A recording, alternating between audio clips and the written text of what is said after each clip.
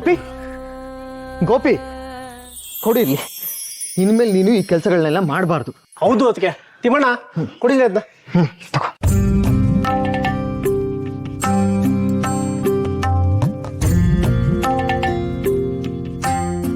ಮಾಧವ ಬಂದ ವಿಷಯ ಹೇಳಿದಾಗ ನನಗೆ ಎಷ್ಟು ಸಂತೋಷ ಆಯ್ತು ಗೊತ್ತಾ ಗೋಪಿ.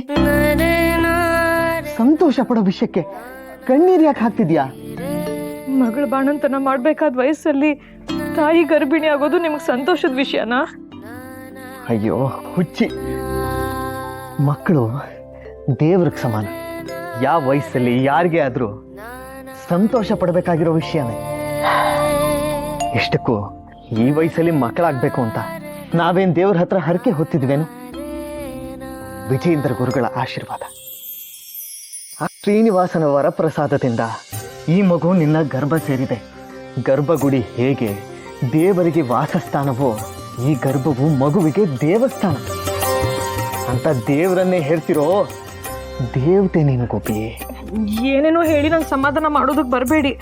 ನಾಳೆ ದಿನ ಸಮಾಜ ಏನು ಹೇಳುತ್ತೆ ಅನ್ನೋದು ನನ್ನ ನೆನೆಸ್ಕೊಂಡ್ರೆ ಭಯ ಆಗತ್ತೆ. ಆಡ್ಕೊಳ್ಳೋರಿದ್ರೇನೆ ಗೋಪಿ ಮನಸ್ಸು ಗಟ್ಟಿಯಾಗೋದು. ಹರಕ್ ಬಾಯಿಗಳಿಗೆ ಆಹಾರವಾದ್ರೂ ಪರವಾಗಿಲ್ಲ. ಇನ್ನು 9 ತಿಂಗಳು ಕಿವಿ ಮುಚ್ಕೊಂಡಿದ್ದು ಬಿಡು ಗೋಪಿ. ಇವಳು ಕಿವಿ ಮುಚ್ಕೊಂಡ್ಬಿಟ್ರೆ ಆಡೋರ್ ಬಾಯಿ ಮುಚ್ಚಕ್ಕಾಗತ್ತೇನೋ?